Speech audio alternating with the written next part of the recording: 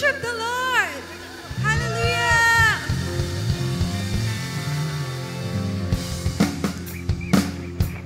Ngayong hapon na ito, Panginoon, Ikaw ang hinahanap namin.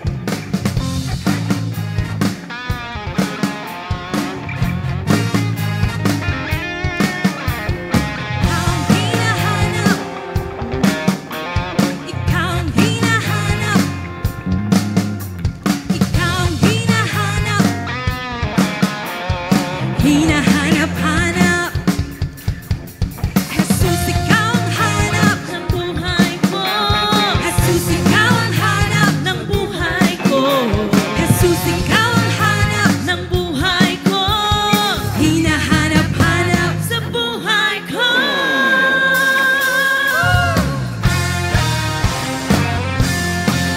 Come on, let's clap our hands for Jesus.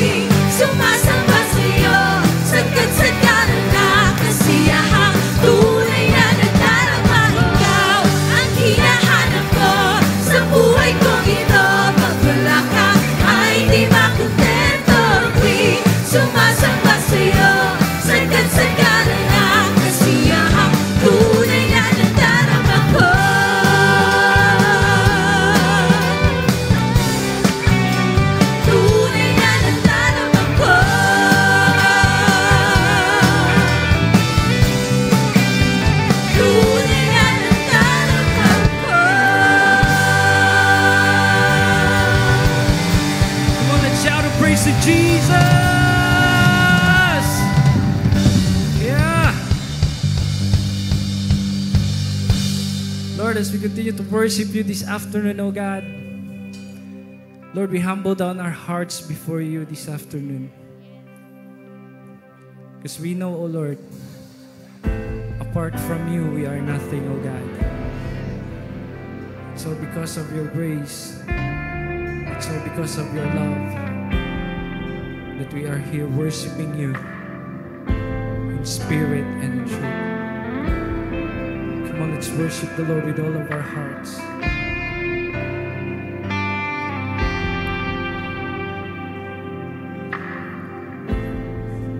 We worship you, Jesus. We magnify your holy name.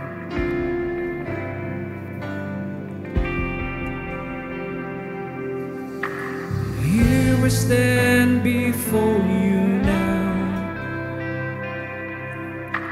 as honestly as I know how, broken by the days gone by, and Spirit help my soul to rise.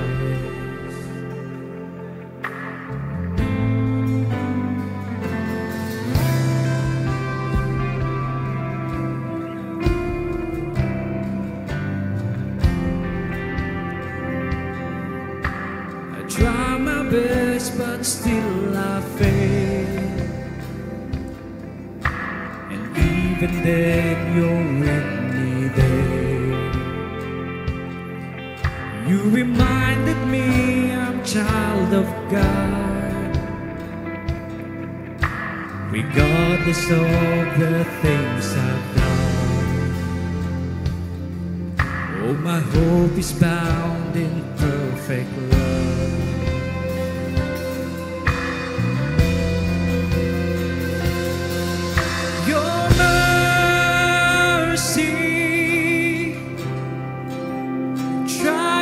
Over judgment,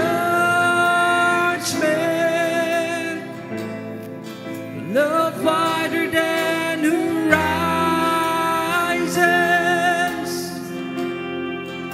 and stronger than all sin. And Lord, your kindness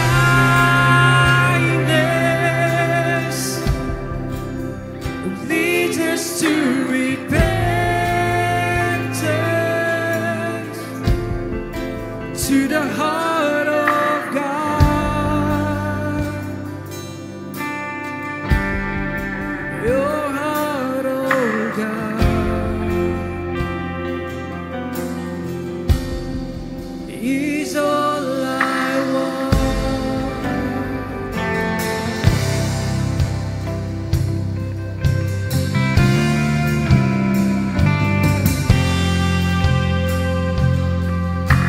They say that it's impossible to ever save a sinner's soul, but my God says to the prodigal, my beloved one, you're welcome home.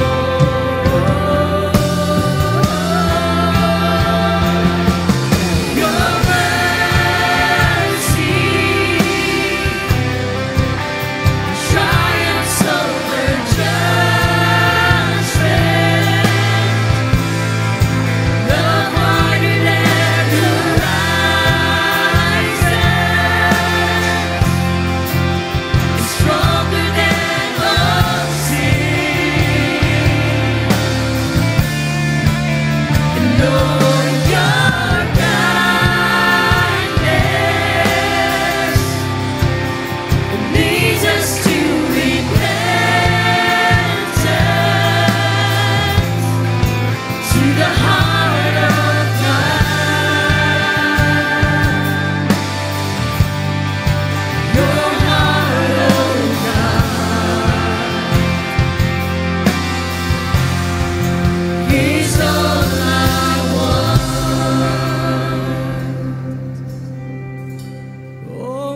Jesus, I surrender.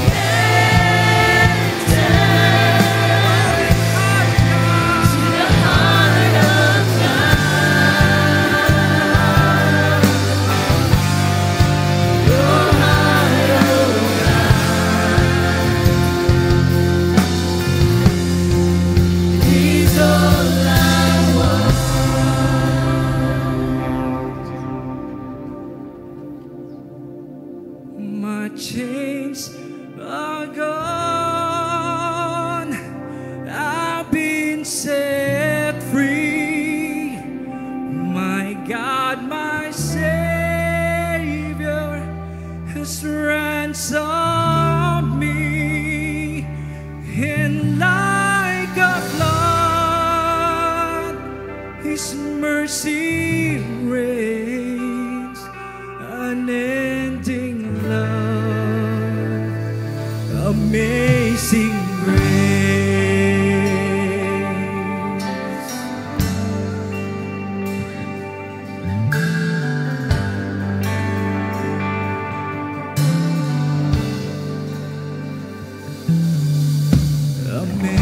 Amazing grace, how sweet the sound that saved a wretch like me.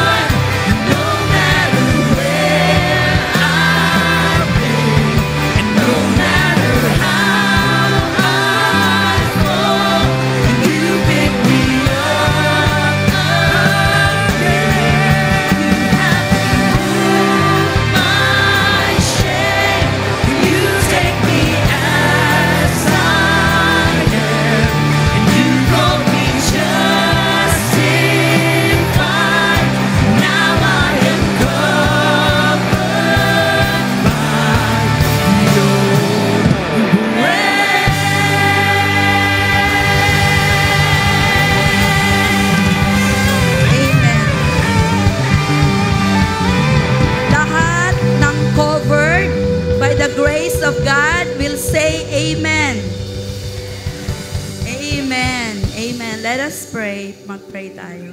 Father God, only by grace can we stand. Only by your mercy, oh God, that we are not consumed. Because your mercies are new every morning. Father, we stand by this truth. And we humbly come to you this afternoon, God. I pray, Father, that once again, as you have done in the past, you will do it again this afternoon. You will speak to us, Lord. You will speak to us. Speak to us and you, oh God, with fresh revelations. Even if we've heard 1,000 times these scriptures, these verses, but I pray that tonight or this afternoon will be a different revelation, fresh anointing from you. Father, thank you. We glorify your name. We bless every family. We bless every business. We bless every student. We bless everyone standing before you because God, indeed, we are covered by your grace. In Jesus' name we pray. Amen. Palapakan ulit natin si Lord. No? It's been, feeling ko, ang tagal ko na hindi nakatayo dito, no? Parang last year pa yon. Ay, last year ba? O last January pala. Okay. So how many of you na-bless sa ating praise and worship? Praise God po talaga sa ating committed, dedicated na worship team. Sila jud nang daghang kay ginabuhat, no? Every Sunday. Kinsa ang whole day years diha sa inyo. Amen. Oh, amen. Sige, palapakan natin ang worship team. May mga upuan pa po sa harap. For those nasa malayo na kayo, okay lang ba? Makarating pa ba ang anointing dyan? Sa malayo?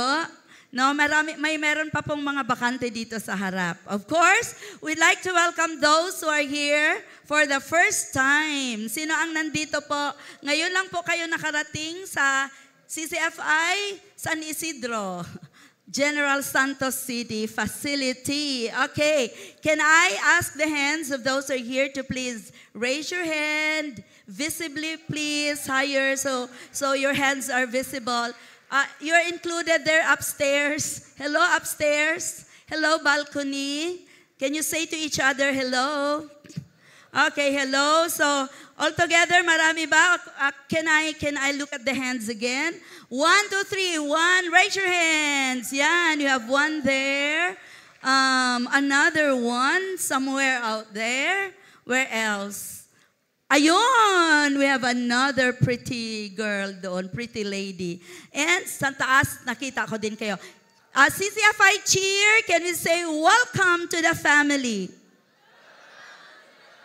Okay, magkapamilya lang tayo kay Lord. Amen? Amen. Okay, so, praise God sa successful operation ni Pastor Chito. Glory to God. Second chance niya.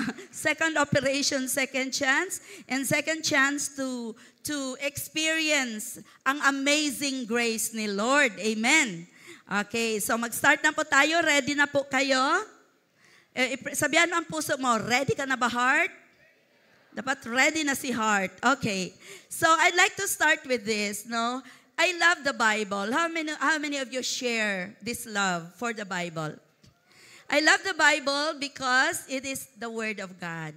It is God's love letter to you and to me. And how many of you are reading the love letter ni Lord faithfully? Daily, di ba? How many of you nababago tayo dahil sa love letter, dahil sa love ni Lord? Dahil sa word ni Lord. But another thing, why I love the Bible, because the Bible will tell us stories, mga kwento. Mga kwento ng mga realistic na mga tao na mag-English pala ako this afternoon. No, mag-English ko? Okay, we read about people with whom we can resonate with, right? And we read about real situations. And also, in the Bible, we read about the real God that we serve. Amen? Is God real to you? And He becomes more real every time we read His Word. You can say amen. Okay. So in the previous month, and today is already February. Wow, amazing. How many are happy that you're still here today? Thank you, Lord, for your amazing grace. Okay. So we've been talking about restoration, reconciliation, restoration, and renewal.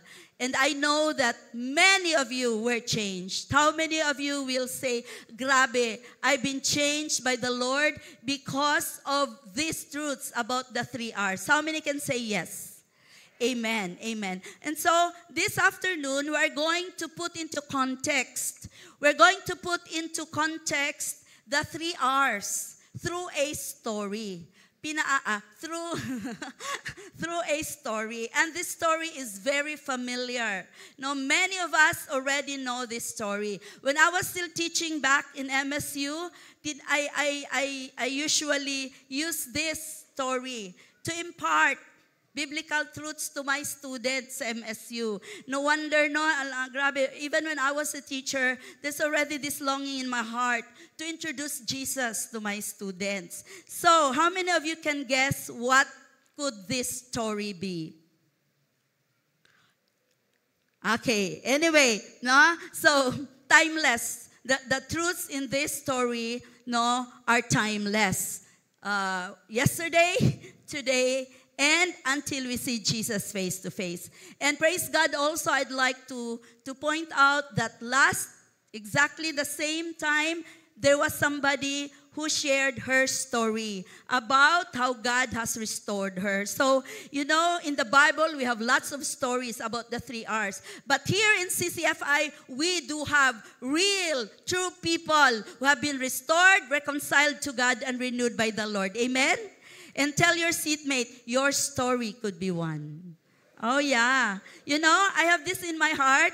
Long time ago pa ito that I would want to write a book about the change stories of people here at CCFI. How many of you will submit your story at isusulat natin? We'll write it in a book and we will publish it. Wala! Di na ako magsulat. Okay. Anyway, so our title is The Prodigal Son's Second Chance, or the second chance of a prodigal son. It's found in Luke. How many of you even memorize the text? It's found in Luke 15:11 to 24. We wouldn't be reading the whole text anymore, but because I know you're familiar, but we will just have the plot. Now we'll just have the plot. What is the plot about? How many of you here had a literature subject? Diba the plot is about the summary of a story in a nutshell. And by reading the plot, you already understand, oh yeah, that's the story. That's what the story is all about. So can I ask you to read with me about the plot of this story? Can everybody please read with me? Ready, go.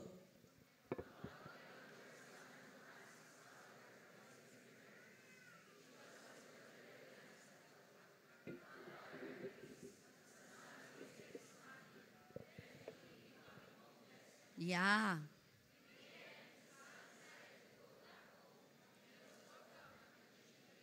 By the Father. See?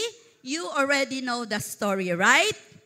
Right. So I just want to emphasize one phrase there which says, which was culturally unacceptable. So at that time, when the son asked for the inheritance, it was just as it is unacceptable in our setting, right? In our culture. Because when you ask your inheritance, while the father is still living, it's like saying, ang tagal mo namang mamatay, Father, I want my share of your wealth. No, it's like saying that, I should have my share, ang tagal mo naman ibigay. Kailan mo pa ba ibigay? When will you die and give me my inheritance? That's why it was a taboo at that time. So we see, even at this point, you can see how wicked was the gesture of the son. So let's now go to point number 1. Now let's learn and relearn. And I pray you will have a double portion of revelation from this scripture. Okay. Number 1 is all about, can you read with me? The relationship breaking attitude. Kung sa Tagalog, yung nakakasira na attitude, no, ng anak of the prodigal son. Okay. By the way, let's define first what's prodigal, no, for a common understanding of everybody. So prodigal son means what? Can we read? Spending money or resources freely and recklessly and wastefully. Talagang lahat ng li andyan. Extravagantly, spending lavishly and foolishly. Sa Tagalog, it's waldas. That's very understandable for all of us, the word waldas. But the word alibugha, no, di takasabot, we don't understand alibugha. Sa Tagalog, ano daw ang prodigal son? Sabi ni Pastor Luloy, siya nagsabi ni Tutikalon, ti, damo ko kwarta, sa amon ginapiko, ginapalang kwarta, ti hatag ko sa inyo. No? Ewan ko sa Ilocano, ano daw sa Ilocano? Hindi kuripot. Binibigay niya lahat ng pera niya. Okay. How many of you were born or were already there during the 80s? We had a comics, and the title of the comics is Aksyong Aksaya. How many of you? Naka-comics yan, a very famous author, si Larry Alcala. At ang bida, si Chiquito. Kisa kaila kay Chiquito, sa nawong palang daan, makatawan na ka. No, looking at his face, he has a very funny face. And you can't help but, funny face. Okay, tawa pud mo. Okay, no, so, si Aksyong Aksaya spent his money extravagantly. So, according to the story, he uses all his SUV na mahal ang gasolina. Siguro which SUVs are very, gasoline consumer? Expedition, Nissan Patrol, Land Cruiser. Ano pa? Oh, those are what? Very expensive, high-end cars. And si Aksyong Aksaya would travel with all those cars all together to just flaunt his wealth. Yan. And another thing, he has a very big house. And even if he's alone in the house, he will open all the air-conditioned to prove that he's really rich, he can afford. Yan si Aksyong Aksaya. Di mo makarelate. You cannot relate. You don't know who he is. I want you to research about him. But in our day and age, how can we be prodigals or extravagant? Shopee every day. Yan, di ba? Mga extravagant, Shopee every day. Yan, bill mo ko yun, no? Pabili, gusto mong bilhin ang lahat. Hindi mo naman ginagamit. No, you just store them in your closet and I have this something pala I bought in 2020. Mga ganyan. How many of you makarelate dyan, mga babae? Kaya nga ang closet, the closet of a wife is thrice, 3 times, 4 times, put 4 times. 3 times, hangyo, toro. No. When we got married, we both have 1 closet each. Now, I have more and he has still 1. Oh Lord, am I a prodigal wife? Okay, so, no, we can be prodigal in so many ways. When we waste, when we foolishly and extravagantly spend time. What are the 3 T's? Time, treasure, and talent. We are not using them for God's greater glory and just wasting them away. Are you at times a prodigal person? Wala, you are not. Ako lang. Okay, so Luke 15:12-13. Can we read the two verses? Ready, go? And the younger son of them said to his father, Father, give me the portion of goods that falls to me. So he divided to them his livelihood. The father is so giving, right? He didn't complain. No record of saying, what? But he just readily divided his livelihood. Verse 13, and not many days after, the younger son gathered all together and journeyed to a far country, and there wasted his possessions with prodigal living. So let's now go to the relationship breaking attitude of the son. Number one is independence. He was an independent, yung I'm strong, independent son or daughter, no? So what do you mean by independence? Free from outside control. You do not depend on another's authority. So when he said, Father, give me my share of inheritance, he was actually indirectly saying, I want to be independent. Okay? Do you agree with that? Yeah. So perhaps, because they were farmers, generally the Jews were farmers. So he hated the endless chores, getting up at dawn, working in the farm, tilling the soil, feeding the goats, the herds, and all the animals in the farm, and then tilling the fields, cleaning the stables, cleaning yung mga tae ng mga farm animals. He wanted to be free and independent from all these chores. Do you agree with that? No? And he wanted a life of his own. Buhay ko to. This is my life. My body, my rules. I am old enough and I'm wise enough. I wanna be independent. He was actually indirectly telling the father those things. So, how many of you can say that there are times in our lives that we are just like the prodigal son? We get tired of doing all the work for the Lord. How many of you nakapoy mo? Tingnan mo ang mukha kung kapoy ba yan. 2:00 baya karon lami matulog. Today is 2 p.m. and it's just the best time to take a nap. No? Sometimes we're doing the Father's business but we get tired. How many of you can say yes? Magpakatotoo tayo. Let's be authentic here. No, we have lost the sense and meaning of the daily things we do for God, even the devotional at times. Like, what am I doing this for? My life is the same. Parang ganon. Can you relate with that? I want to go away. I want to live my life. Why must I follow authority and standards? Yan. No, there are attitudes like that which actually break the heart of the father. So, the father gave his share of inheritance. So that's the first. And then number two, relationship breaking attitude was indifference. You have heard of this word a lot of times. Can you say yes? No? What do you mean by indifferent? Sometimes in the dialect we say, indiferente kay ka. Indiferente ka. What does it mean? Meaning you have no interest. You are unconcerned about the father's business. He was unconcerned. And because of this unconcern, he didn't care. No? So when he said, give me my money, Father. No? Give me my money. Hindi yun prank. No? Prank ba nila ako niyan? No? Give me my money. So binigay ng Father, right?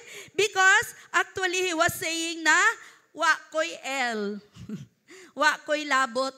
Sa Bisaya, no, I don't care about your business, about this farm. I just wanna go away. He was a privileged son. He was a privileged son in the father's house. Can you say amen? He had all he needed, but he was not interested, no, with what we had. Even by the love lavished by the father, he was still ungrateful. He felt stifled. Parang nakaano siya ba, wala siyang magawa. So dahil he wanted independence, he became indifferent. It's like he never had a chance to do the things he wanted to do for himself. It's like, I don't want to be in this farm forever in my life. I don't want to stay in this farm. He was too tired to enjoy and too ungrateful to enjoy all he had. This is not the kind of life I wanted, no? That could be the things going to and fro in his mind. And maybe he said, I want to go on vacation. I didn't have even time for vacation. Yan, no? Lisuda gyud mag-English, oy, no? So he was young. He wanted to see the world. I don't want to be a farmer for the rest of my life. So how many of you can relate? Now sometimes we're like the prodigal son, indifferent. We were saved, we were loved, we were redeemed. But through the years, we become indifferent. We become indifferent. We lost interest.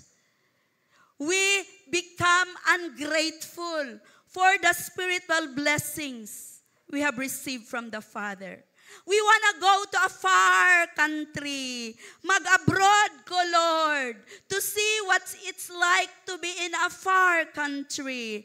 What kind of life could I have in that far country? What possibilities could I have in that far country? No LG, no church, no nothing. I just want to be I, me, and myself. How many of you had those kind of thoughts sometimes sa buhay nyo, in your life? Yeah. Salamat sa mga honest. Salamat sa nagya. Yeah? So, yan po.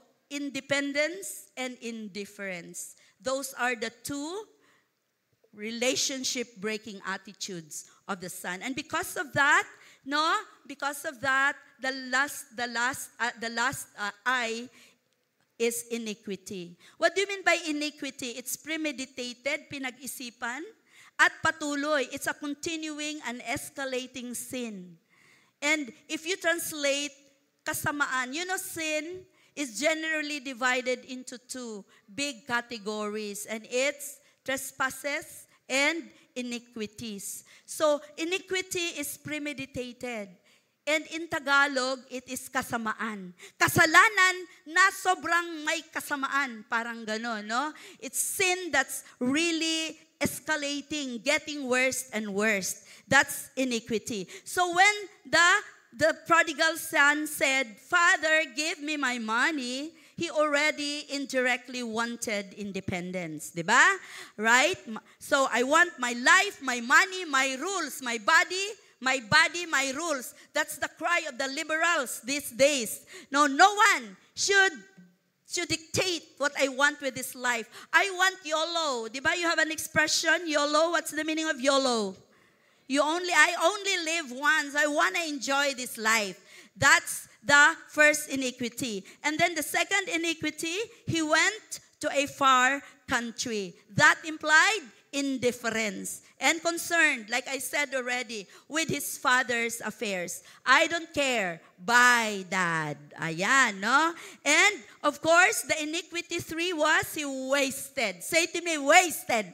Sinayang niya lahat. He wasted his possessions with wild living. I realized wild living means also WWW. Wild W. Living means wine, women, wasteful lifestyle. And you see the escalating sin from drinking to smoking to gambling to fornication. It's escalating sin. Is that amen?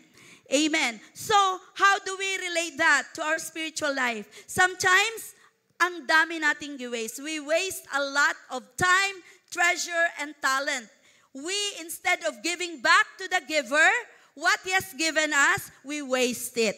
We waste it away. How many of you were like that? Sabihan mo ang katabi mo, ako ganyan dati. Diba? We waste our time. And God just reminded me of a parable, the parable of the talents. And how does the Lord describe a wasteful son, a wasteful daughter? It says in Matthew 25:25, so I was afraid, and I went and hid your talent in the ground. Here, you have what is yours. But his master answered him, what are the descriptions? You wicked and lazy servant. So when we waste our resources, time, talent, skills, we are what? Wicked and lazy servant. And there's another W. And cast the worthless. So you see, I don't have to explain that because it's very clear from the Bible that when we are wasting, when we are prodigals, we are wasting what God has given us. We are what? Wicked, lazy, and worthless. W Tell your katabi, hindi ikaw yan. Amen. Palapakan natin ang mga hindi wicked, hindi lazy, and hindi worthless. Amen. But, we could be still in the Father's house. We could still be in the Father's house, but we already have that independent and indifferent attitude. We could be in church, but we could be nurturing an independent and indifferent spirit. We don't want God to be the Lord of our lives. I want to rule my own life. Life ko naman ito eh. We still want to do what we want to do. And we are so unconcerned, so indifferent with the kingdom business. And what is the kingdom business of God? It is to win souls and make disciples. Yan naman lang talaga, it boils down to it. Can you say amen?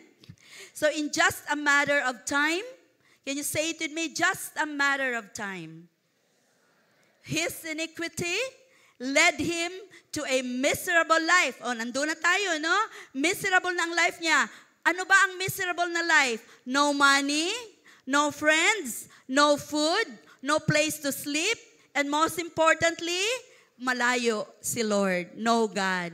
No, he found a job among the pigs, and the Jews hate the pigs. They don't eat the pigs, and just touching a pig was a taboo. Bawal talaga yan. But because he was miserable, he was forced to feed the pigs. Sabihan mong katabi mo, gusto mo magbinaboy? Ay, tama ba yun? No? Okay. Luke 15:15. Then he went and joined himself to a citizen of that country, and he sent him into his fields to feed swine. That's for real. Totoo yan. But what is so heart-rending, heart-rending is the man who hired him to feed the pigs loved the pigs more than him. Mas palangga niya ang pigs kaysa kanya. Why? He was made to feed the pigs, but nothing was given to him. Diba? So, it's so difficult to be in a far country. Tell your seatmate, mahirap mag-abroad. No, to a far country, mahirap. No family, no church, no. Siyempre, of course, disclaimer, There are people who would tell me, Tora, I'll go to Korea. I go to Denmark. I go to asa pa ninyo gusto. No? But I would always say, sige, paghimog CCFI dito. So, if you wanna go abroad, go there with this blessing that you're gonna do the Father's business there. Amen? So, kinsay ma-abroad? Maadtupod mi dito ni Bishop will go there and facilitate an encounter. How is that? Amen. Palapanan si Lord. Pang-abroad na mo.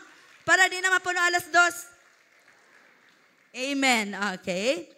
So, in another country, the man loved his pigs more than the prodigal son. And ganyan din si Satanas.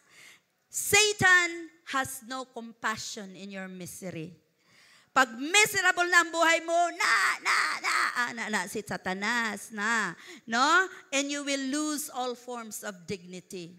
Pag wala na si Lord. And you the prodigal son became an unhappy man, depressed, oppressed by the devil, with no future with the pigs. Tama? So, na point number 2, the realization. Punta na tayo sa realization that led to, can you read with me point number 2? Ready, go. That led to repentance and reconciliation. Luke 15:17. You look at this. But when he came to himself, in another version, he came to his senses, kadtong, unsa na sa Bisaya? Nakamata na siya, nakarealize na siya. O English gahapon, nakarealize. He said, how many of my father's hired servants have bread enough to spare, and I perish with hunger? The truth of the matter is, he lost his senses once. Nawad-an yun siyag senses. When he asked for his money, give me my money, Father, and went to a far country, he lost his maayong panimuot, maayong buot, in Cebuano, right? No? But it is worth noting that until we suffer, until life becomes miserable, until we are down there na, down at the pit, no, we will never have a realization about how deep we have sinned against the Lord. Is that right?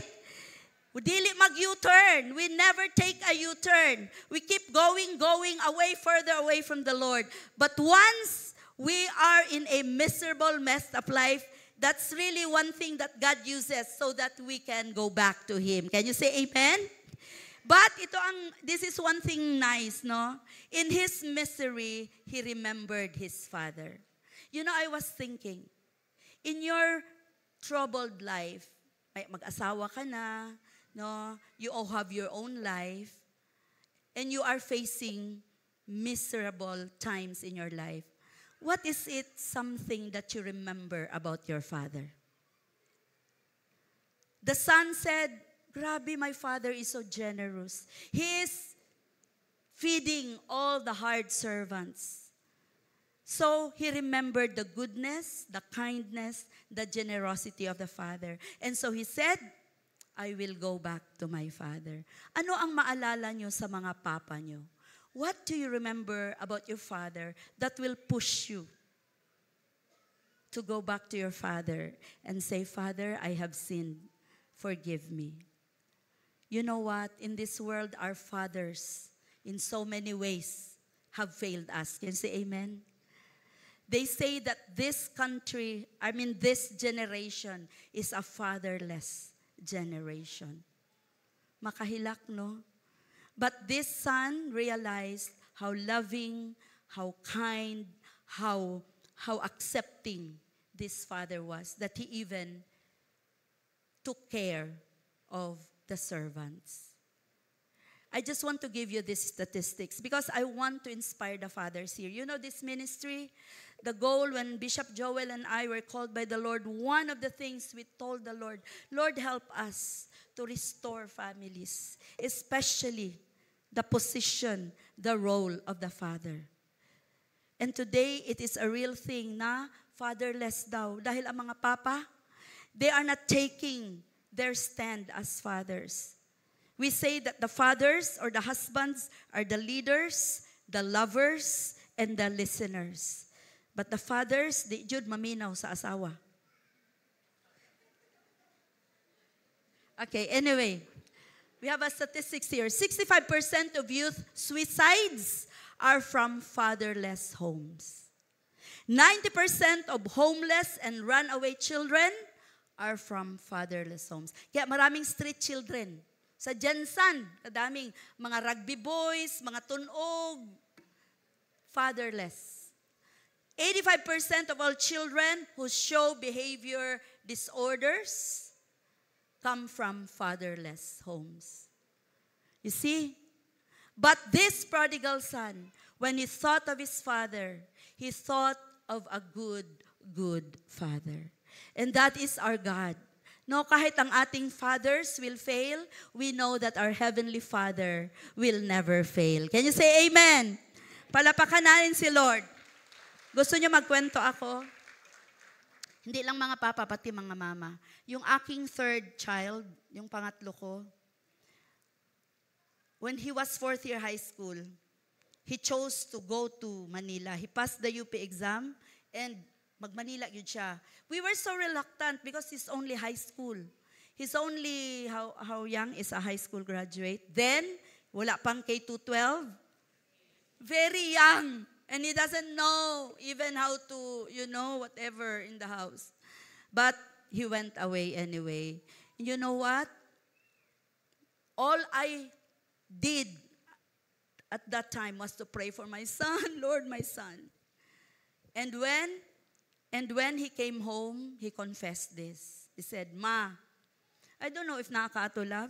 Ma, I ran away from home. I did not want you. I wanted to go away far because I hated you. Makahilak, no? During our time, we didn't have discipleship. We were on our own, taking care of children, and we were so busy earning money. said, everything you ever said and did, nalagot ko sa inyo, I hated you. First I said, son, forgive me. Pero mingaw man kayo because it's the first day of his homecoming after yung nag-sem break. But he said, but you know, ma, praise God. You know, ma, I realized I was wrong and you are right all along. Because you know what, I prayed. You know, mga anak natin, di natin sila mahawakan. But all we can do is pray for them. You know, in Manila, he encountered the Lord. And life changed. And now he has 3 kids. And he's doing well as a father. Praise God. So, pag-ampo lang yun nato ni atong mga anak, Lord, no? No nga, ang mahinumduman nila when he came home, no, nahinumduman niya, oy, tama, mandi ay mo mamali, mandi ay kong. No, sino sa inyo ganyan kayo sa mga parents nyo? Agamay lang, mga buutan jud kay mo. So, mga papa, as our Heavenly Father is so forgiving and welcoming, so must we be, mama and mga papa. In this CCFI ministry, is that amen? So, this realization, buutan man kayo day akong papa, muli ko, I'm gonna go home. So, it led him to repentance. Say to me, repentance. And I just want to point out 2 things about repentance here. Luke 15:18, he said, I will arise. Nagplano na siya. Giscripted niya na. Ang sabihin niya sa papa niya. Gisulat na niya. Giscript niya na sa mind niya. How many of you, ganyan kayo, pag mag-ask kayo ng patawad, ay scripted ko muna ito kay basi unsa akong masulti. No? I will arise and go to my father and say to him, Father, I have sinned. Ano pa lang ha? He just thought about it first. I will arise. I have sinned against 7. I'm no longer worthy to be called your son. Make me a servant, Father. Yan. But, no, yung I will arise niya, that pushed him to make up his mind. Praise God sa mga I will minsan sa buhay natin. Can say amen. Amen. Praise God sa mga I will. Kasi like now, you are listening to this preaching, I'm sure naana mo yung mga I will do this, I will do this. Meron ba? Kasi when you are having all those intentions, I will do this, it means that the Holy Spirit is working in your heart. No, respond to that I will before the Holy Spirit will no longer work in your heart. So, I will. That means intention. You intend to do it. But the prodigal son did not just say, I will. What did he do? He arose. Say it with me. He arose. Tumayo siya. No, so sad. Some of us hanggang I will lang. I will, Lord, I will be devoted to my devotional. Lord, I will approach the one I hurt and I will say forgive. Lord, I will. Lord, I will be faithful in the POW team. Lord, I will be faithful in the kids ministry. Puro I will. Sa tunga-tunga sa year, wala na. But the prodigal son said, I will, and he really did what he intended in his mind and in his heart. Can you say amen? So, what happened? He arose. Pumunta siya sa kanyang ama. He came to his senses. I will go to my father. He did not just say, I will. He really did it. Can you say amen? Because he really did it, point number 3, the reconciliation happened. That led to restoration. Can we all arise? Let's all arise. Let's read. Murag, ha? Unsa Torah? Okay. English man gud to. Manindog ta. Okay. Luke 15:20-24. Ready, go.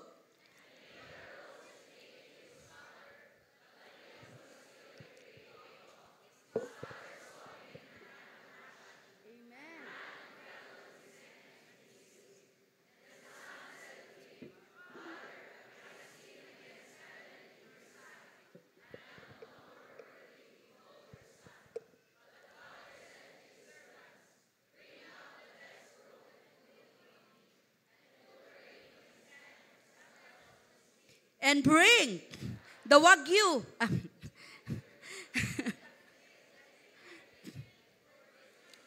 was dead and is alive again. He was lost and is found. And they began to be merry. Palapakanan si Lord. You may be seated.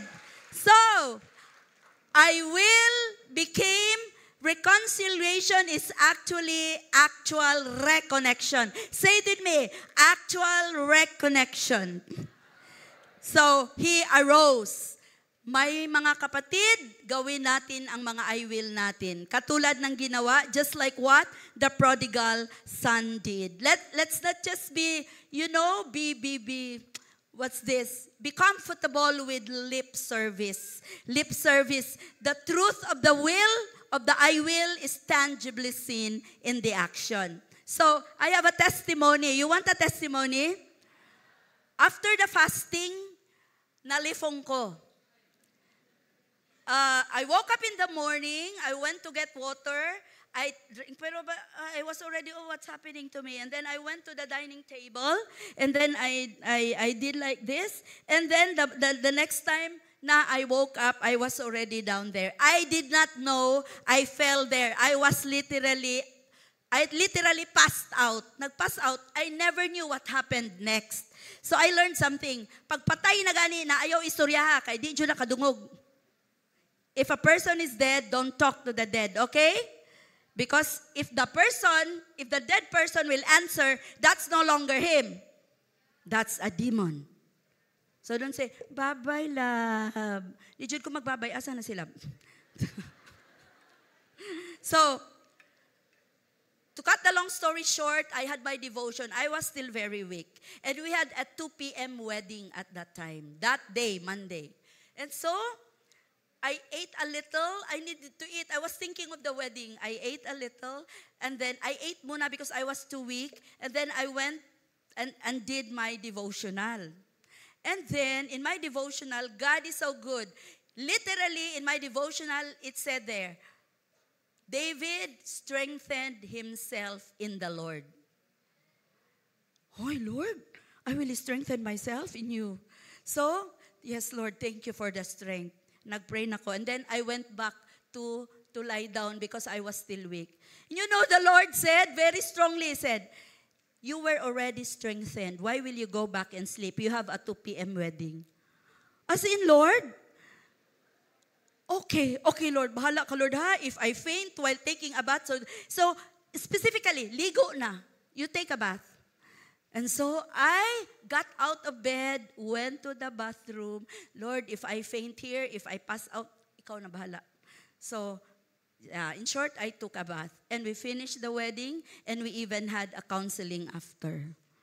Praise God! So yung mga I will, dapat gawin. I will be strengthened in the Lord. So I'm strengthened in the Lord, so do it. Is that amen? Testingin yun ninyo si Lord. Try the Lord in this. Is that amen? Amen. So Satan hates it when we stand fast in that I will. He hates it, but he's crushed and defeated when we really do what we intend to do. Is that amen? Intentions alone will not bring us anywhere. Ang dami nating intention na gawin, but it will only really be something tangible and realistic when we do our intentions. We show it through our actions. Is that amen? Sabi na, I love this verse. One of my favorite memorized verse, even when I was young. Stand fast, therefore, in the liberty or in the freedom by which Christ has made us free, and do not be entangled again with the yoke of bondage. If you say, Lord, ayoko na ng kasalanan, I don't want to sin anymore, then do it. Because God is glorified when you stand fast in that liberty wherewith Christ has made you free. Can you say amen? So, the prodigal son arose, went home, and his homecoming was a symbol of his realization, repentance, and a heart change. At malayo pa siya, how do you think did the father meet the son? How many of you have read this story? The father closed the distance. So, even if the son was still far away, how do you think that the father meet him? How do you think the father, welcome the son. Did he say, ay, andito na ang anak ko. Usahay, your children will not come home because they know that when they come home, di uli pa ka. Giyon sa limang kwarta, what did you do with my money, huh? Give me my money. Okay? But the father, he did not sluggish, no? Welcome the son. But what does the Bible say? He ran. He closed the distance and he embraced his son and kiss. Ambot kung yun sa pagkiss mo kabahon nimo. No. Because he was from the piggery. Right? But he embraced his son and he did not say, okay, under probation. You work in the farm first. No. Readily the father gave the 3 restoring gifts. So, from realization to repentance to reconciliation, and now the last point, to restoration. Palapakan natin si Lord. No, amen. No, the depth of the son's repentance is only matched by the depth of the father's love. I'd like to point this out. We sang earlier, covered by His grace. Covered by His grace. But we are only covered by the grace of God if the depth of our repentance is as real as we want it. Because God can cover us with the depth of His love kung malalim din ang ating repentance. Is that amen? Malalim na repentance means totoo. So this ministry is preaching the full gospel. Dili lang kalahati. Love ka ni Lord, bahalag na kasala ka, it's okay. Even if you sin, no matter what you have done, no matter how far you've gone, the Lord loves you. It's not just that. That's only one half of the gospel. The full gospel is repent. Say it to me, repent. The depth of your repentance can be matched or is matched by the depth of the covering of God's grace and love. Can you say amen? So we don't preach here free grace. No, we don't preach here hyper grace. We preach here repentance and then be covered by grace, just as if you have never sinned. Can you say amen? Minsan masada ko may mga mag-post kasi na mga preacher ganyan-ganyan. And we need to be careful with that. Full gospel. Say to me, full gospel. It's not half, but it's full. Love of God will match the depth of our repentant heart. Is that amen? Amen. So let's go now to the restoring gifts. We can never, restoration and renewal. Meron akong sinulat dyan. We can never out-sin God's grace of forgiveness. No matter what you've done, no matter how far you've gone, you can never out-sin. Just as we say we can never outgive God, we also say we can never out-sin. Kailak si Lord, God's grace of forgiveness. Alam nyo, in the Lord, there is always a second chance. May mag-testimony mamaya. Sa FB, kadali lang mag-unfriend. Unfriend. Lagot ko sa imo, unfriend. Pero, the Father cannot unchild the Son. You cannot undaughter. Di na ko sa imo, nakasala ka. That's the love of the Father. Kaya tayo mga may asawa, saan mga may asawa dyan? You cannot unhusband your husband. You cannot unwife. Di na ko sa imo, uli na kasi yung parents. You cannot unwife. You cannot unhusband. You cannot unchild your kids. Is that amen? Ganyan ang love ni Lord. Ang anak ay anak. Don't be insecure. Come home. Your homecoming is the greatest joy you give to your Father. Amen. Amen. I want you to read this. Ito ang sabi ang dialogue ng son. Ready, go. I was foolish, but not anymore. I went away, but I'm home now. I thought there was something far, in that far country. Sabi na ko, Lord, nice mag-abroad. Oh, how wrong was I. The joy of home, the love of home, the compassion of a loving Father. I'm home. Never to wander and roam to a far country again. Never again. Home is where my Father is. Home is where love is. Palapakan natin si Lord. Amen? Amen. So, restoring gifts na tayo. Okay? Restoring gifts. So, all these restoring gifts were meant to honor the Son. Oh, grabe gid si Lord, no? I-honor pa jud ta niya. He wants to honor us. And He wants to tell the whole community of the homecoming of His Son. And He wants to know everybody how loved this erring child, this erring son is. Lahat ng kinawat ng enemy, everything that was stolen by the enemy was restored back to this erring, undeserving son. He was lost, but now is found way back to his father. Number one, we all know this already. But for you who are first-timers here, or bago pa lang kayong dito, I want you to get this. Number one, the robe, yung damit. Can you imagine, baho-baho niya, galing siya sa pigiri, wapagadudyod siya ligo-ligo. No, but the Father restored his identity. Say it to me, identity. And dignity. What does this mean? You're still a child. He's bringing back your dignity. In Tagalog, ang dangal mo. It's like something hasn't happened. No? When we go back to God, everything is forgotten. He remembers. We know this already. He will remember our sin no more. No, we will forget the pains. We'll forget the hurts. We'll forget the pigs, the wasteds. Kalimutan mo na yon. No, and God does this through our Lord Jesus Christ. He gives us the robe of righteousness. Can you say amen? And then the ring. So dignity. Ang people who have the Lord are people who are so secure in their identity. No insecurity whatsoever. Amen. If you are still insecure, I wonder who your father is.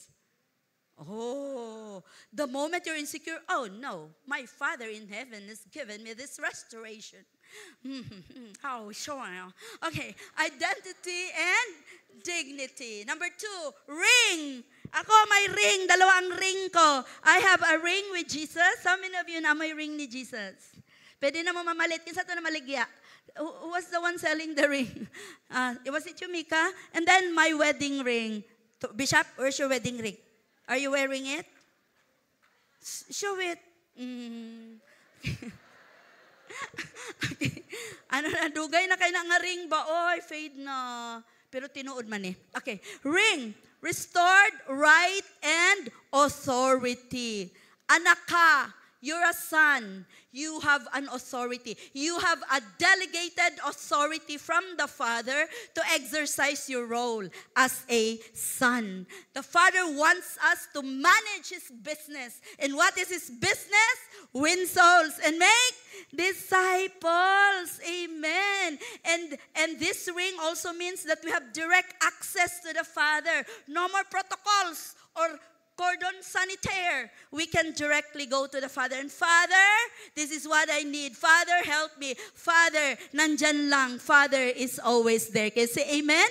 And I believe that the ring renewed or upgraded the son and father relationship. Mas grabe better and very close relationship.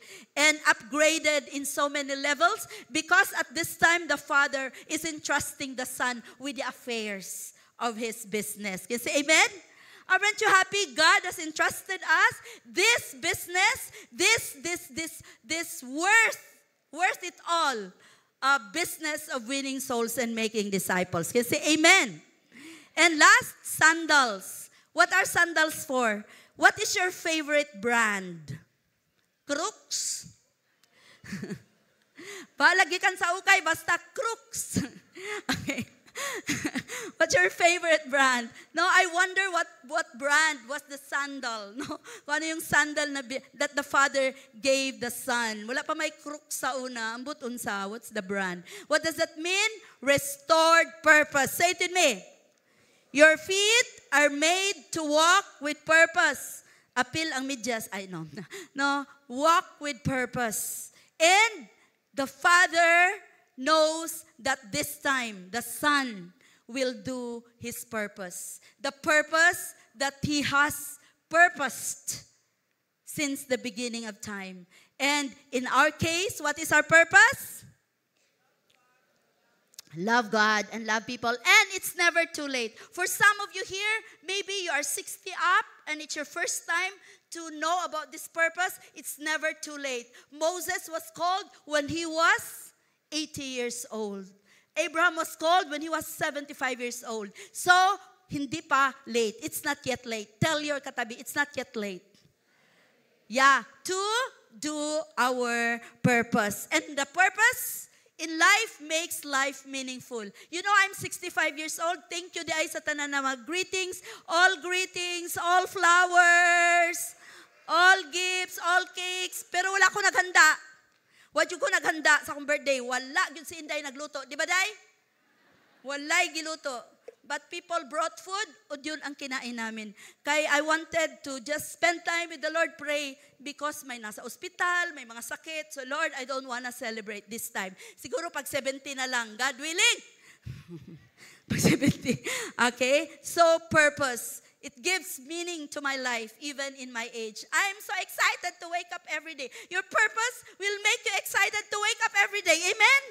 Oh, magunsa na po ka ko ron, no? Kisa na po ka, Tora, o na po mag-PM. You know what? Half day, sige lang kong answer sa inyo mga PM. Welcome kayo inyo mga PM. That's my purpose.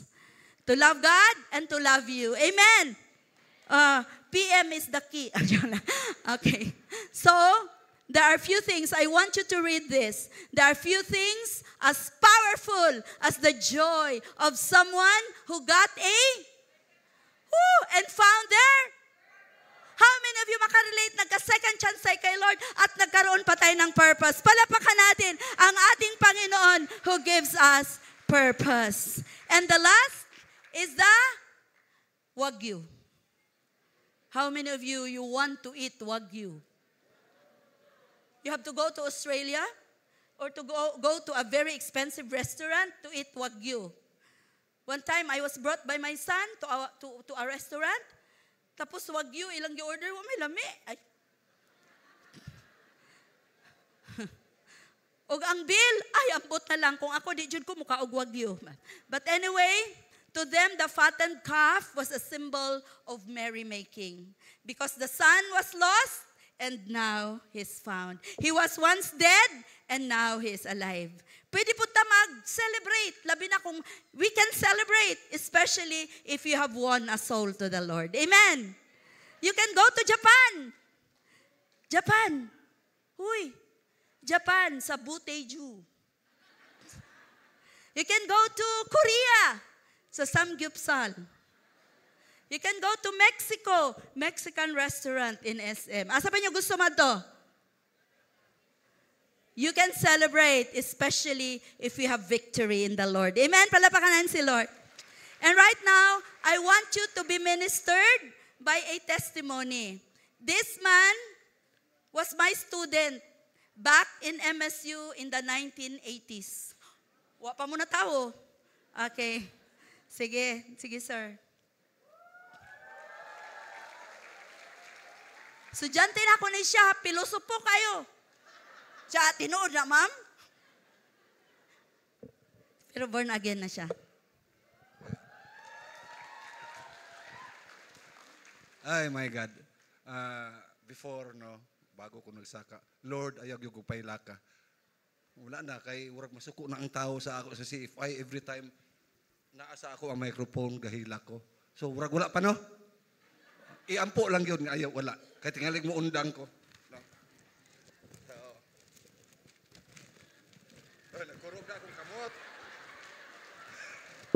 Ay, salamat, nakatawa na ta. Kasi, I'm used to talk sa mga younger ones, not like you. Matigulang naman good mo. Joke, nagpakatawa na lang ko. Nagkurog na ko. So, last night, yesterday, kahapon yung Tora, parang kahapon niya lang ako in-inform na si Toro ang nag-inform sa ako, pwede ka ba mag-testimony? Si Toro, so, ako na po. Ingon anak, dahil ko ka daghagsala. Kaya ingon ni Pasloy, basta daghan kag sala, sige kag testimony. Kung saan po ni Pasloy, kumpare mo na ako, wag mo laban po. Alam, madugay ko ani Tora. Dalia. Mau lagi ni. kanang wala untay limit. No? So, Tora texted me the outline. No? Siguro to shorten the time. No? First, no, what made you a prodigal son? Yung ko, hoy, kalisod, prodigal son, yun ay ko. Kita mo po tanan siguro. Pero ang tanong, bakit walang prodigal daughter?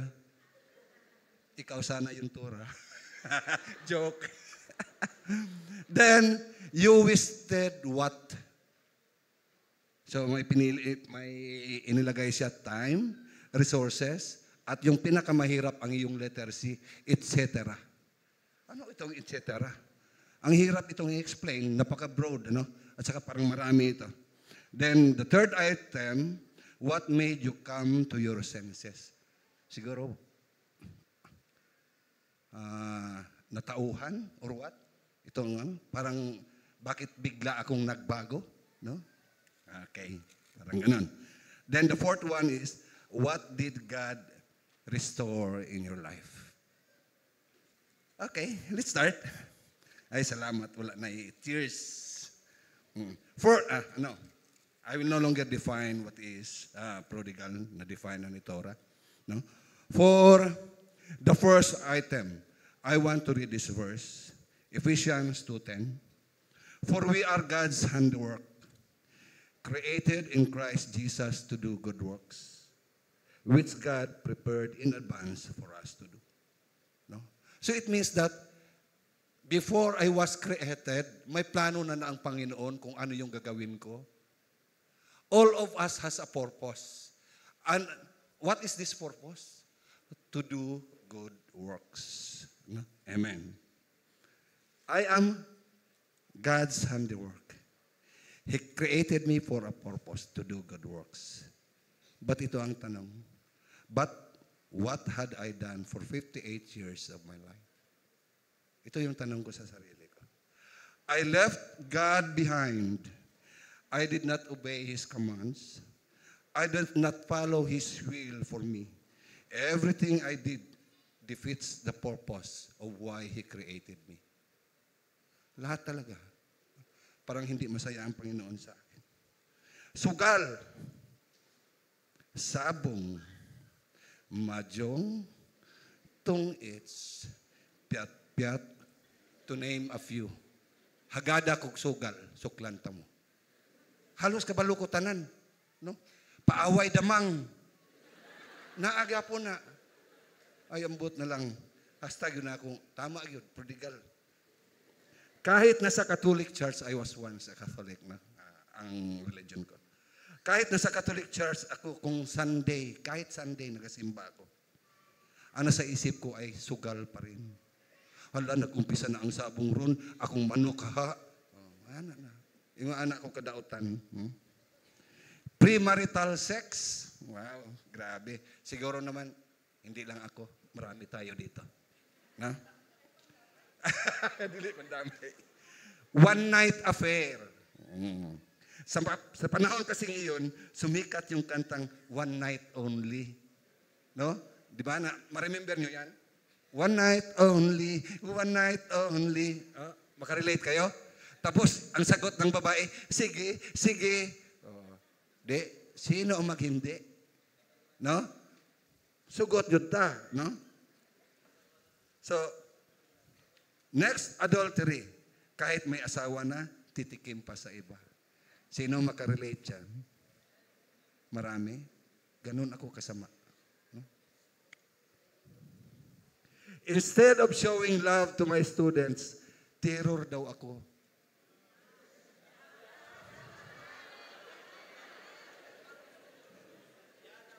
Yeah?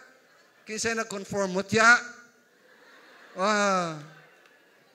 Dito sa CCFI, palaging ma-mention ang pangalan ko sa prayer. Lord, sana papasahin ako ni Sir Tablo, kung hindi sa statics, sa fluid mechanics. Siguro isa nga talaga ako, isa sa nag-pray ay si Mutya. Tinood, Muts? Okay. Ang bad ko talaga, masaya ako kapag walang papasa. Terror nga talaga ako noon. No? Gaya sa teacher ko sa English, si Tora. Joke lang. I love you, Turo. Totoo? Hindi, pero joke lang yun. These deeds are not God wants for me to do. These deeds were the desire of my flesh, the wants of my carnal body, not God's will. Why I was lured by the enemy to do all these sinful things? Masarap at masaya kasi. Sino ang maka-experience yan? Di ba masarap ang kasalanan? No? Ang saya. No, I really experienced that. Kaya nga, nagpakalulong ako noon. No? Isa ako sa slave. No? Slave to sin. No? I was once. Ngayon, slave pa rin. Sabi ni Toro, slave ni Jesus. Lahat naman ng bawal ay masarap at magbigay ng kasiyahan, di ba?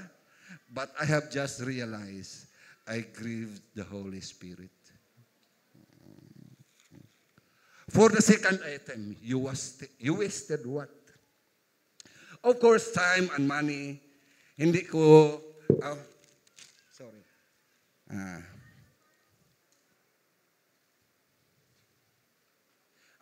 Of course, time and money.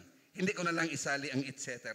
Parang mahirap i-explain. Broad masyado kasi. No? So, money. We all know if we have vices, it involves money. I wasted a lot of money sa sugal at bisyo.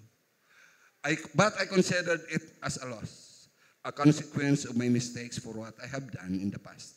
Honestly, I did not pray that God will restore it for me. No? Wala na yun.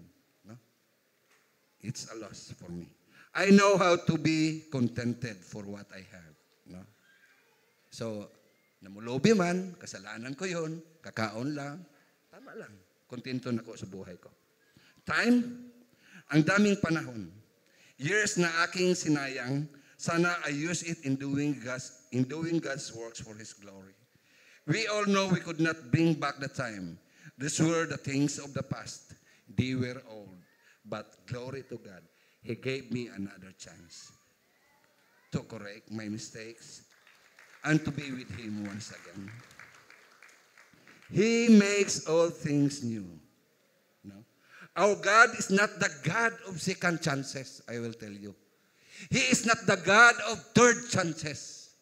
He is the God of countless chances. Walang katapusan. Countless, timeless. Kaya lang ang masakit, ang time natin dito sa mundo ang may limit. No? Pero sa Kanya, ang Kanyang tsansa ay walang limitasyon. No? Yun lang. I accepted Jesus as my Lord, as personal Savior at the age of 58. Just imagine. 58 years kong abuang. In that 58 years, every new day of my life was a chance He offered to me to be back to Him. Kada adlaw, tsansa ni mo na. Kada adlaw, tsansa na itong tanan na mubalik sa iya. Right? Tanan na itong mali. Kada adlaw, it's a new day. It's a chance for us to go back, to ask repentance or forgiveness, to love other people. Muna ang atong tsansa. And He wants me to be where He wants me to belong. He wants me to be with Him once again. But only when I was 58 years old, I grabbed and accepted the opportunity to change. 58 years times 365 days, it is equal to 21,170 chances ang gihatag sa Ginoo sa ako. Bago na ako gidawat. Kayo, ilang chances ba ang ibinigay? Marami ba? Siguro sobra pa sa kuha. 21,170. Yun ang binigay sa akin ng Panginoon. What if I had not reached 58 years old? Ano ang nangyari? Kung may limitasyon ang tsansa na ibigay ng aking panahon, asa ko karon? Kung namatay ko atong 57. No? Ang hirap. So, salamat lang talaga sa goodness ng Panginoon, sa mercy na walang limitasyon.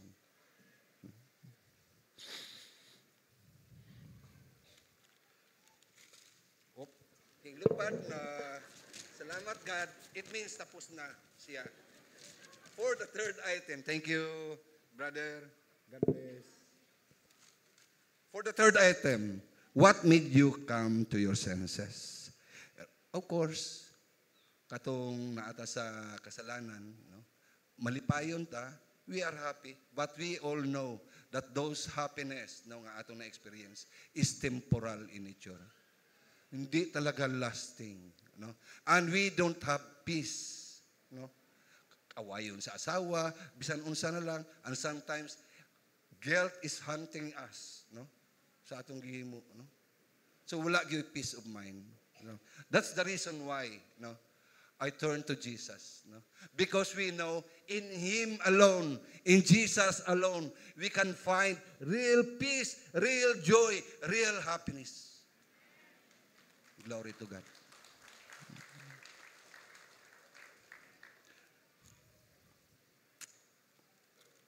For the fourth item, what did God restore in your life?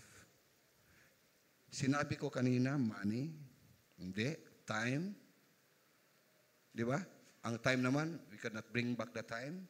So, does it mean na wala ang restore sa akin ng Panginoon? At napakasaya ko. Bakit? Ang lahat na isinulat ko dito ay parang na-lecture ni Tora kanina, lumabas. Parang tinuruan talaga ko ni Tora. Or, I was guided by the Holy Spirit siguro. Okay. First, unang restore niya sa akin. Ano ba? My life. No? I was once dead. Ano ba, Tora? Nabaliktad man? Ha? Dead food, no? Because of my transgressions, right? But He gave my life back. No? Di ba nasabi yan kanina? Ibinalik niya sa akin ang aking buhay. Noon, in God's perspective, I am dead because of my sins. Pero ngayon, thanks God, He restored my life. No? Pangalawa, dalawa lang kasi. No? He restored my right to become the child or a child of God. Or a son of God. Nasabi din kanina, di ba?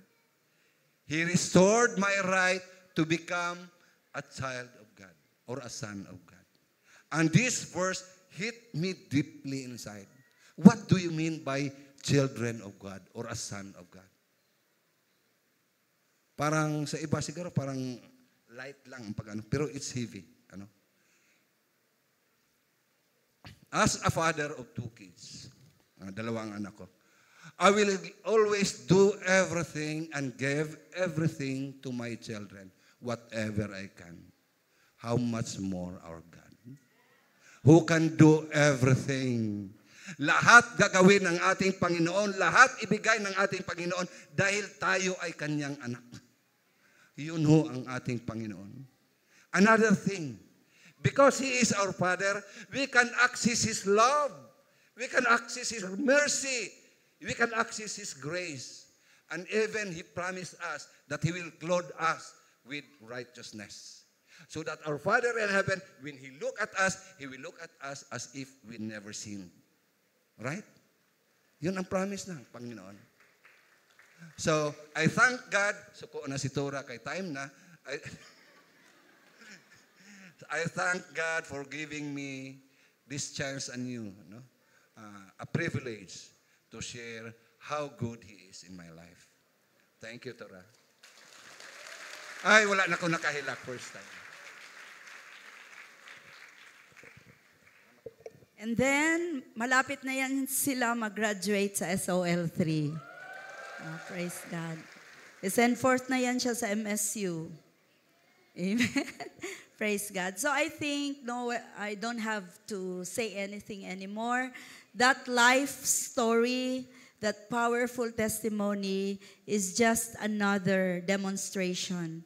No, kahit kaano tayo kamakasalanan, kahit ano pang ginawa natin, ang love ng Panginoon we can never outsin, no, the love and the forgiveness of our Father. So can I ask those who are here for the first time, to please stand. Pwede ko pong i-request. Palapakan natin ang ating new friends. Saan sila? Ayan, thank you so much. Thank you. Naapa? Meron pa po. Salamat po. I want you to remain standing. Ayun. We want you to know po. No? Meron, yeah. Hi. Hi. Meron pala dito sa harap ko. Praise God. You know, you just don't know how happy we are. Grabe. Ako, that's my joy. Every Sunday, pag meron kaming mga bagong kaibigan na maakay namin kay Lord. And you are answered prayers sa mga nagdala sa inyo. You know what? Pinagpipray kayo nila. And today, God has honored their prayers. And we don't want you to miss this opportunity to officially and publicly declare your acceptance of who Jesus is in our lives. So sundan nyo lang po ako sa prayer na ito. Pwede po?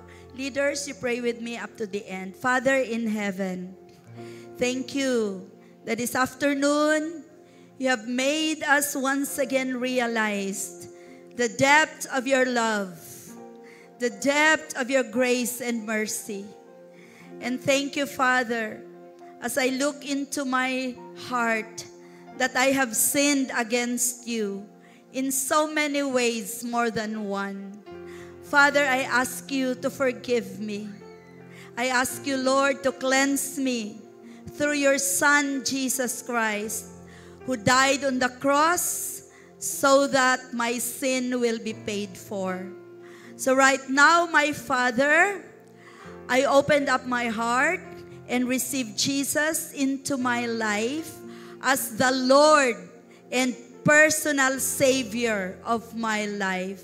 Thank you, God, that today is the starting point of my journey, my faith journey with you. Help me, Lord, until I see you face to face. In Jesus' name I pray. Amen, amen, amen. Pwede na pong maupo. Salamat po sa inyong humble heart. And I pray na babalik po kayo next Sunday. God bless us all and have a beautiful Sunday, everyone.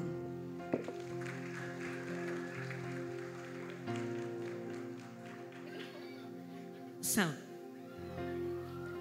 What time is it? Amen. It's time to give. Let's read together Matthew 6:19 to 21. Again, Matthew 6:19 to 21. Don't store up treasures here on earth where moths eat them and rust destroys them, and where thieves break in and steal. Store your treasures in heaven where moths and rust cannot destroy and thieves do not break in and steal. Wherever your treasure is, there the desires of your heart will also be. Amen. Come on, everyone, let's pray. Lord God, you are Lord over all. All things belong to you, Father. We thank you for your loving kindness and generosity that you freely give us. Thank you for your grace. We give you our tithes and our offerings, placing our trust and our hopes in you alone. Be magnified in our giving. In Jesus' mighty name we pray. Amen and amen. Come on, everyone, let's give. Good afternoon, everyone, and welcome to Christian Church Fellowship International. Welcome especially to our new friends this afternoon. Stay tuned for our announcements. Take note of our Sunday service schedule. We have 3 services, 10 a.m., 2 p.m., and 5:30 p.m. We will post our recorded service later this evening on our official Facebook, Instagram, and YouTube account at CCFI Jensen. Join us in our Dawn Prayer meetings. It is every first Saturday of the month, 5 a.m. Flashed on screen is a BB Count, GCash, and PayMaya number in case you find it more convenient to give online. A happy birthday to those who are celebrating their birthdays this week. Happy birthday!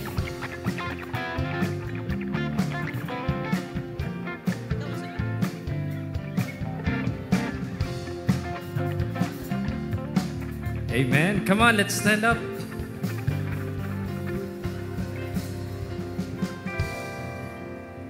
Amen. Hallelujah. Come on, let's raise our hands in a receiving mode and declare this sa mga buhay natin.